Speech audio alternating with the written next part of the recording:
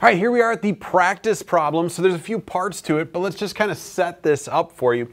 So you have this 15 newtons being pulled on a string, and when you pull that string, you'll notice it's perpendicular to the radius, meaning that that 15 newtons times that radius is the torque you're applying. Now the first thing they ask you to find is the moment of inertia. So since they told you it was a disk, you can look on the green sheet, well, I'm sorry, the page after the green sheet for our little table, and see that a disk is 1/2 mr squared, because a disk is really just a solid cylinder. Go ahead, plug our numbers in. Mass 2.5 kilograms, radius 0.24 meters. Find your I value. Part B wants to know, well, what's the angular acceleration if I do apply this force? So you remember torque is force perpendicular times radius, so we can use that 15 newtons times our 0.24 to get our torque. Use the I value from part A, solve for alpha. You're going to end up with 50 radians per second squared. C wants to know, what's the linear acceleration of that string? And so because these 2 points are connected at this point, the string and the wheel, they're going to have a common link, and that link is the tangential acceleration of that point is equal to the angular acceleration times that connecting radius. And so it happens that it's on the outside edge, so it is the radius of the disk. And so we can plug that in and find that the string is accelerating at 12 meters per second squared.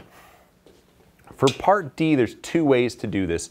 The way that I like to think about it is that I like to think about that string being wrapped around it, and that as it turns, that string gets unwound. And so what I'm asking you to find here is I'm asking you to find out how much string was unwound. So in other words, what angle had it rotated through, and what is the arc length of that angle? So that's kind of the thing we got to get there.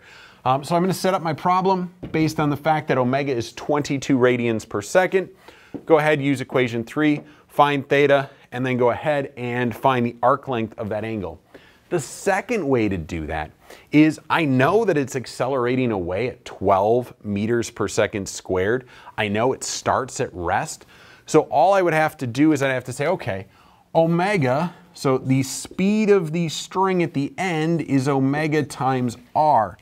And so I could then set up a 1D motion problem, x naught x, v naught v, where x naught is 0, I'm looking for x, v naught is 0, v is whatever 22 times 0.24 is, a I have, pick an equation without time, and do it that way. So the idea is here, you can convert first, then do the calculation, or you can do the calculation and convert last. It's really up to you on how you want to do that one.